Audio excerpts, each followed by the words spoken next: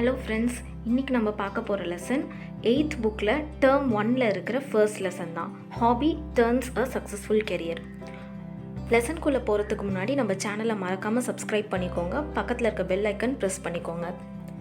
First ஹாபினா என்ன? நம்ம எல்லாருக்குமே ஒரு ஹாபிஸ் இருக்கும் கண்டிப்பாக. ஹாபி அப்படின்னா நம்ம ஃப்ரீயாக இருக்கிறப்ப நமக்கு பிடிச்ச ஒரு வேலையை செய்வோம்ல, அதுதான் hobby. Stamp collection, drawing, painting, இந்த மாதிரி நிறையா இருக்குது. ஒரு சில எக்ஸாம்பிள்ஸ் ஹாபீஸ்க்கு பார்த்தோன்னா, ஒரு சில பேருக்கு வந்து பெயிண்டிங் ஹாபியாக இருக்கும் அப்படின்னு சொல்லுவாங்க. ஒரு சில பேருக்கு ஃபோட்டோ எடுக்கிறது ஹாபியாக இருக்கலாம். அப்புறம் மியூசிக் ப்ளே பண்ணுறது, ஸ்போர்ட்ஸு, இந்த பிக்சர்ஸ் இருக்குல்ல, இதில் இருக்கிற எல்லாமே ஒவ்வொருத்தரோட ஹாபியாக இருக்கும். இப்போ வந்து நம்ம லெசனுக்குள்ளே போகலாம். செக்ஷன் 1. இந்த லெசனில் 3 செக்ஷன் இருக்குது. இன்றைக்கி நம்ம செக்ஷன் 1 பார்க்கலாம். Once there was a boy named Mani. He was studying at the school in his village. He found it difficult to read and write. இந்த ஸ்டோரியோட மெயின் கேரக்டர் யார்? மணி அப்படின்ற பையன். இவன் வந்து ஒரு வில்லேஜில் அவனோட ஸ்கூலில் படிச்சுட்ருக்கான். அவனுக்கு வந்து படிக்கிறதும் எழுதுறதும் வந்து ரொம்ப கஷ்டமாக இருக்குது. டிஃபிகல்ட் அப்படின்னா ரொம்ப டஃப்பாக இருக்குது, கஷ்டமாக இருக்குதுன்னு அர்த்தம். His grandfather noticed it and helped him by reading bedtime stories. இதை வந்து அவர் கிராண்ட்ஃபாதர் பார்க்குறாரு. பார்த்துட்டு என்ன பண்ணுறாரு அப்படின்னா, அவனுக்கு வந்து ரீடிங் அண்ட் ரைட்டிங் இம்ப்ரூவ் பண்ணுறதுக்காக பெட் டைம் ஸ்டோரிஸ் வந்து படித்து காட்டுறாரு. பெட் டைம் ஸ்டோரிஸ் நம்ம எல்லாருக்குமே பிடிக்கும். நம்ம தூங்குறதுக்கு முன்னாடி கதை சொல்லுவாங்கல்ல, அதுதான் வந்து பெட் டைம் ஸ்டோரிஸ் அப்படின்னு சொல்லுவாங்க. Gradually he started reading on his own. Gradually அப்படின்னா ஸ்லோலின்னு அர்த்தம். ஸ்லோவாக வந்து அவனாக வந்து முன்னாடி படிக்கவும் எழுதவும் கஷ்டமாக இருந்துச்சு. இப்போ பெட் டைம் ஸ்டோரிஸ் படித்ததுக்கப்புறம் அவனாக கொஞ்சமாக படிக்க கற்றுக்கிட்டான். Now he has not only enjoyed reading but also has started writing his own stories. இப்போ வந்து ரீடிங்கை வந்து அவன் என்ஜாய் பண்ணி ஒரு விஷயத்தை படிக்கும்போது அவன் ரொம்ப என்ஜாய் பண்ணுறான். அது மட்டும் இல்லாமல் அவனாக வந்து சொந்தமாக கதை எழுதவும் ஸ்டார்ட் பண்ணிட்டான். Let us read an essay written by Mani. இப்போ வந்து நம்ம மணி எழுதின ஒரு எஸ்ஸேவை தான் படிக்க போகிறோம். மணி வந்து ஹாபீஸ் அப்படின்ற ஒரு டாப்பிக்கில் எஸ்ஸே எழுதியிருக்கான். அதை தான் பார்க்க போகிறோம். Hobbies are the activities that we do in our spare time. Hobbies are unique to people. Some like gardening, a few like photography, many have book reading as their hobby. Hobbies அப்படின்னா நம்ம spare டைம்னா நம்ம ஃப்ரீயாக இருக்கும் போது செய்வோம்ல, leisure time அப்படின்னு சொல்லுவாங்க. அதை தான் வந்து ஹாபீஸ் அப்படின்னு சொல்கிறாங்க. இதெல்லாம் வந்து மணி எழுதுனது. Hobbies R unique to people. Hobbies வந்து ஒவ்வொருத்தருக்கும் யூனிக்காக இருக்கும்.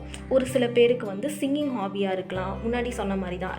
இன்னொருத்தருக்கு வந்து ரைட்டிங் ஹாபியாக இருக்கலாம். எல்லாருக்கும் ஒரே ஹாபி இருக்கணும் அப்படின்றது அவசியம் இல்லை. யூனிக் அப்படின்னா வித்தியாசம் அப்படின்னு அர்த்தம்.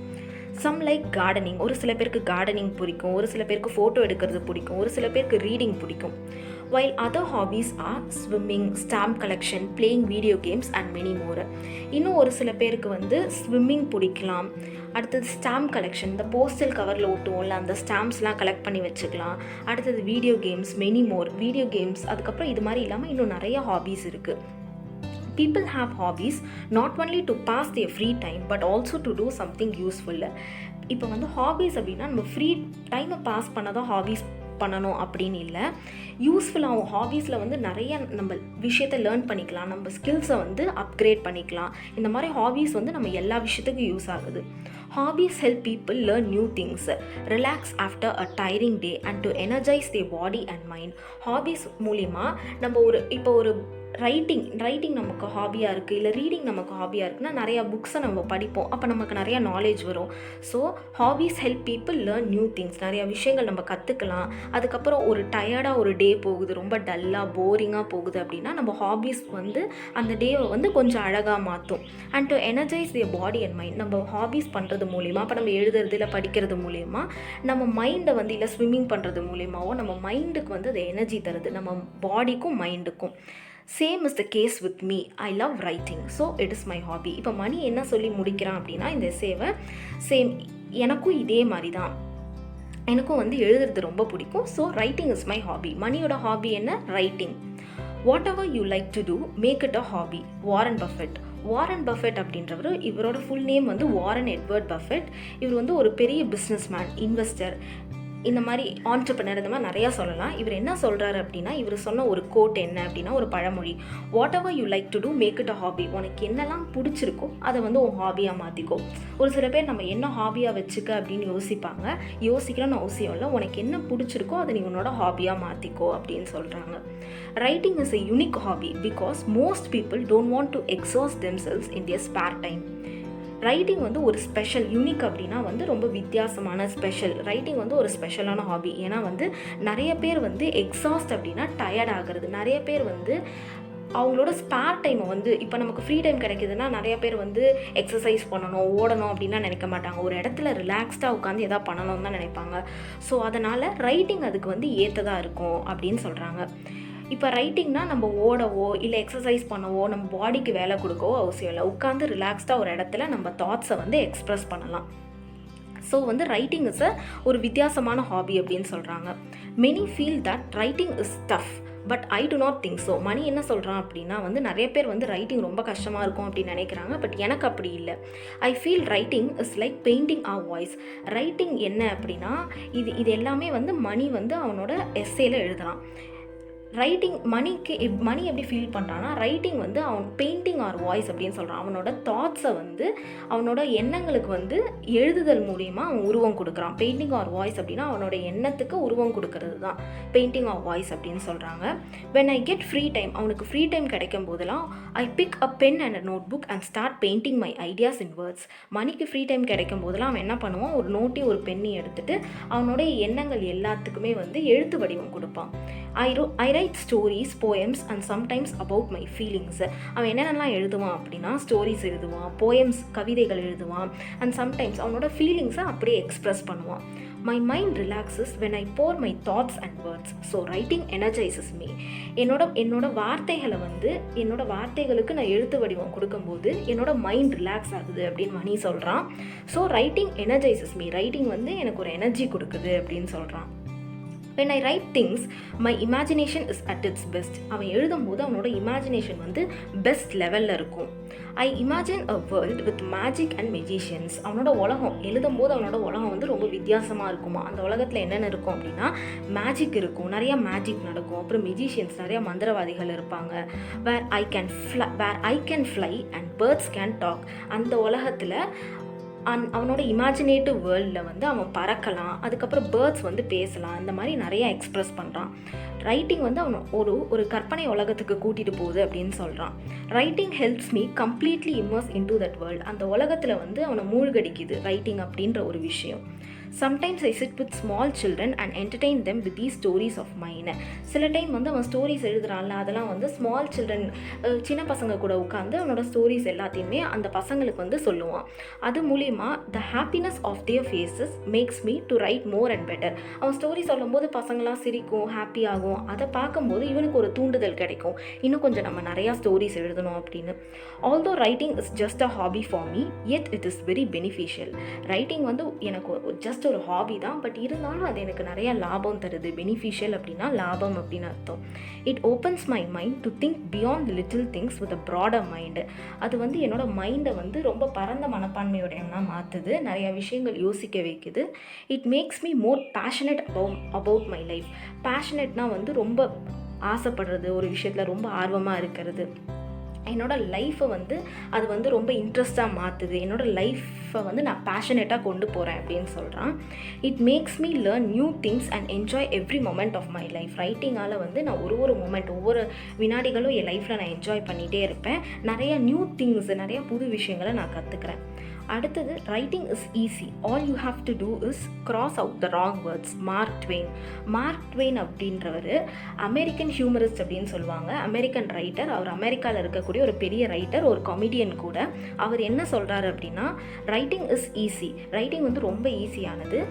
நீங்கள் என்ன பண்ணணும் அப்படின்னா, தப்பான எழுத்துக்களை மட்டும் எடுத்துட்டா ஒரு பர்ஃபெக்டான ரைட்டிங் வந்து உருவாயிடும். ஒரு வாட்டி எழுதிட்டு அதில் இருக்கிற கிராமட்டிக்கல் மிஸ்டேக்ஸ்லாம் இல்லாமல், எந்த எழுத்து பிழையும் இல்லாமல் தப்பான வேர்ட்ஸ் எடுத்துட்டா ஒரு பர்ஃபெக்டான ரைட்டிங் வந்துடும். ஸோ ரைட்டிங்கிறது ஈஸியான விஷயம் அப்படின்னு மார்க் ட்வெயின் சொல்கிறாரு. My hobby help me in school too. When I started writing things, I was unable to describe them accurately. With time, my mind experiences helped me think of new ideas and this made me a good writer. அடுத்தது மணி என்ன சொல்கிறான் அப்படின்னா, இந்த writing அப்படின்ற hobby எனக்கு ஸ்கூல்லேயும் help பண்ணிச்சு. நான் ரைட்டிங் ஸ்டார்ட் பண்ணும்போது, எழுதுறத ஒரு ஹாபியாக ஸ்டார்ட் பண்ணும்போது என்னோட எண்ணங்களை வந்து எனக்கு அப்படியே அக்யூரேட்டாக டிஸ்கிரைப் பண்ண தெரியல. அக்யூரேட்னா கரெக்டாக டிஸ்கிரைப் பண்ண தெரியல. வித் டைம் அப்படின்னா டைம் போக போக என்னோட எக்ஸ்பீரியன்ஸஸ், எனக்கு எழுதுறதுல நிறைய எக்ஸ்பீரியன்ஸஸ் கிடச்சிச்சு. ஸோ நான் நிறைய ஐடியாஸ் யோசிக்க ஸ்டார்ட் பண்ணேன். இதனால் வந்து நான் ஒரு நல்ல ரைட்டராக வளர்ந்து வந்தேன். Now I look out for things which I was not able to see before. இப்போ வந்து முன்னாடி பார்க்காத விஷயங்கள், யோசிக்காத விஷயங்கள்லாம் இப்போ நான் யோசிக்கிறேன். Hence I can describe things better in my stories. இதனால் என்னோட ஸ்டோரிஸையும் வந்து என்னால் இன்னும் கொஞ்சம் பெட்டராக எழுத முடியுது. I feel no problem with writing English essays or stories as it is my hobby. எனக்கு வந்து இங்கிலீஷில் எஸ்ஸேஸ் எழுதுறதோ ஸ்டோரி எழுதுறதோ வந்து ஒரு ப்ராப்ளமே இல்லை. ஏன்னா அது வந்து என்னோட ஹாபியாகவே மாறிடுச்சு. To become a better writer, I spend time on learning how to write in different forms like fiction and non-fiction. இப்போ டிஃப்ரெண்ட் ரைட்டிங்லேயே வந்து டிஃப்ரெண்ட் ஃபார்ம்ஸ் இருக்குது. இப்போ கதை மட்டும்தான் எழுதணும்னு இல்லை, கதையை தாண்டி ஃபேக்ட்ஸ், இப்போ ஒரு விஷயத்தை பற்றி நம்ம தெரிஞ்சுக்கவும், சயின்ஸை பற்றி எழுதலாம், நிறையா எழுதலாம். ஸோ இதெல்லாம் எப்படி எழுதுறது? ஃபிக்ஷன் அப்படின்னா கதைகள், நான் ஃபிக்ஷன் அப்படின்னா வந்து ஃபேக்ட்ஸை சொல்கிறது தான் நான் ஃபிக்ஷன் அப்படின்னு சொல்லுவாங்க. ஸோ இது ரெண்டுத்துலேயுமே வந்து எப்படி ஒரு கிரேட் ரைட்டர் ஆகிறது இந்த ரெண்டு ஃபார்ம்லேயும் அப்படின்றத அவன் கற்றுக்கிட்டான். It is important to always learn and improve our hobbies. மணி என்ன சொல்கிறான் அப்படின்னா, கடைசியாக நம்ம வந்து நிறைய விஷயங்கள் எப்போவுமே கற்றுக்கணும், நம்ம ஹாபீஸையும் வந்து இம்ப்ரூவ் பண்ணிக்கிட்டே இருக்கணும். Who knows, one day I could be a writer like R.K. Narayan. கடைசியாக என்ன சொல்லி முடிக்கிறான் அப்படின்னா, யாருக்கு தெரியும், ஒரு நாள் வந்து நான் R.K. நாராயண் மாதிரி ஒரு ரைட்டராகவும் ஆவேன். R.K. நாராயண் மால்குடி டேஸ் அப்படின்றத எழுதின ஆத்தர் தான் வந்து R.K. நாராயண். அவர் ஒரு பெரிய ரைட்டர். ஸோ இவரை மாதிரியும் நான் ஒரு நாள் ஆகலாம் அப்படின்னு மணி சொல்லி ஒரு பாசிட்டிவ் தாட்டோட முடிக்கிறான். அடுத்தது இந்த பாக்ஸ் பாருங்கள். The former chief minister of Tamil Nadu, Mr. C.N. Annadurai, had the hobbies of reading and writing. முன்னாள் சிஎம் சீஃப் மினிஸ்டர் வந்து C.N. அண்ணாதுரை இருக்கார்ல, அவருக்கும் வந்து அவரோட ஹாபீஸ் என்னென்ன அப்படின்னா ரீடிங் அண்ட் ரைட்டிங். இது ரெண்டு தான் அவரோட ஹாபீஸாக இருந்துச்சு. He wrote many books, stories, plays, thought provoking articles and cine dialogues. அவர் வந்து நிறைய புக்ஸ் எழுதியிருக்காரு, ஸ்டோரிஸ் எழுதியிருக்காரு, பிளேஸ் எழுதியிருக்காரு. தாட் ப்ரொவோக்கிங் அப்படின்னா நம்ம எண்ணங்களை தூண்டக்கூடிய வகையில் இருக்கக்கூடிய, ஆர்டிகல்ஸ் அப்படின்னா ஒரு சில கதைகள், இன்ஃபர்மேஷன், அதெல்லாம் எழுதியிருக்காரு. நிறைய சினிமா டைலாக்ஸ் எழுதியிருக்காரு. Which have contributed to reformation of society as we know it today. இதனால் எழுதுனதுனால இவரோட நிறைய எண்ணங்கள் வந்து சொசைட்டியை ரிஃபார்மேஷன்னா மாற்றக்கூடியது அப்படின்னு அர்த்தம். சொசைட்டியை இவரோட எண்ணங்களால் இவர் நிறைய மாற்றிருக்காரு. ஸோ இந்த பாக்ஸில் அண்ணாதுரையோட ஹாபியை பற்றி தான் கொடுத்துருக்காங்க. இப்போ நம்ம மீனிங்ஸ் பார்ப்போம். glossary, unique, distinctive, uncommon. Unique அப்படின்னா வித்தியாசமாக இருக்கிறது, அதாவது காமனாக இல்லாமல் ஸ்பெஷலாக இருக்கிறது. எக்ஸாஸ்ட் அப்படின்னா டயர்ட் ஆகிறது. எனர்ஜைசஸ் அப்படின்னா கிவ் எனர்ஜி, ஒரு விஷயம் நமக்கு எனர்ஜி கொடுக்கறது. பேஷனேட் அப்படின்னா இன்டென்ஸ், ஹார்ட்ஃபெல், மனசால் செய்கிறது, எதில் நமக்கு ஆர்வம் அதிகமாக இருக்கோ அதை செய்கிறது. இன்டென்ஸ் அப்படின்னா ரொம்ப அதிகமாக ஆழமாக இருக்கிறது. அக்யூரேட்லி, எக்ஸாக்ட்லி, கரெக்டாக ஒரு விஷயத்த செய்கிறது. ஃபிக்ஷன் அப்படின்னா இமேஜினேட்டிவ் ரைட்டிங், அதாவது கதையை வந்து நம்ம இமேஜின் பண்ணி தானே எழுதுவோம். ஸோ எல்லா கதைகளும் வந்து ஃபிக்ஷனுக்கு கீழே தான் வரும். இது வந்து இந்த ஸ்டோரியோட செக்ஷன் 1 தான் நம்ம பார்த்துருக்கோம். செக்ஷன் 1 ஃபுல்லாக மணியை பற்றி கொடுத்துருக்காங்க, அவனோட ஹாபீஸ் பற்றி கொடுத்துருக்காங்க. பார்ட் 2 அண்ட் பார்ட் 3 வந்து நம்ம நெக்ஸ்ட் வீடியோவில் பார்ப்போம். தேங்க்ஸ் ஃபார் வாட்சிங் ஃப்ரெண்ட்ஸ். இந்த வீடியோ உங்களுக்கு பிடிச்சிருந்துச்சுன்னா மறக்காமல் லைக் பண்ணுங்கள், நம்ம சேனலை வந்து சப்ஸ்கிரைப் பண்ணிக்கோங்க. தேங்க்யூ.